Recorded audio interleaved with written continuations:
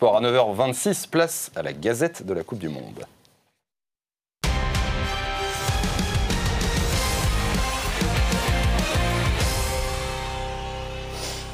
Et la rectification de Roland Courbis, effectivement, j'ai dit 17h, c'est 16h. C'était pour un test pour la Dream Team. La Dream Team est présente. Merci Jean-Michel et Roland. Vous êtes bien présents, bravo. Salut Christian Mpanzou. Salut Dorothée, salut Thibaut. Qu'est-ce que tu nous proposes dans ta Gazette? On va commencer par un petit voyage en Argentine. Ah. Un beau pays, mais un pays un peu triste en ce moment, puisque l'équipe n'est pas terrible. L'Albi Céleste avait besoin d'un très bon résultat du Nigeria hier. Et pour les encourager, ils se sont mobilisés, on va le voir sur ce tweet. Sur les routes argentines, les automobilistes ont pu voir des Bamos Nigeria un peu partout.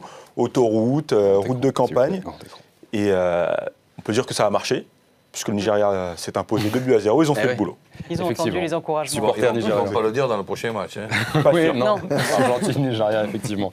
Le Nigeria qui avait un supporter un peu particulier hier à Volgograd. Lionel Messi en personne était dans les tribunes.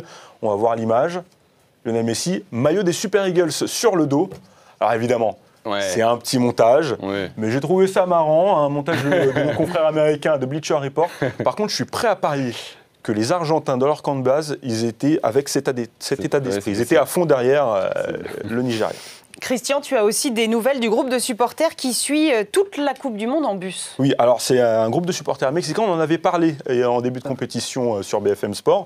Ils devaient partir à 4, ils ne sont que 3. Pourquoi ils ne sont que 3? Puisque le 4e, madame n'était pas contente. La bière, elle lui a interdit. La bière, exactement. Elle lui a interdit, tout simplement. Et du coup, les 3 amis se trimballent avec la version en carton de leur 4e ami. Et c'est devenu une véritable star. Le pauvre Javier, parce que c'est son prénom Javier, qui n'est pas en Russie, est une star en Russie. Tous les locaux et les touristes veulent leurs photos avec Javier.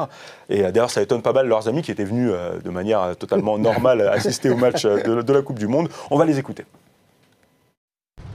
Toute l'attention est tournée vers Javier. C'est inattendu pour nous, on en rigole. Alors à la fin de la journée, ça nous fait beaucoup rire.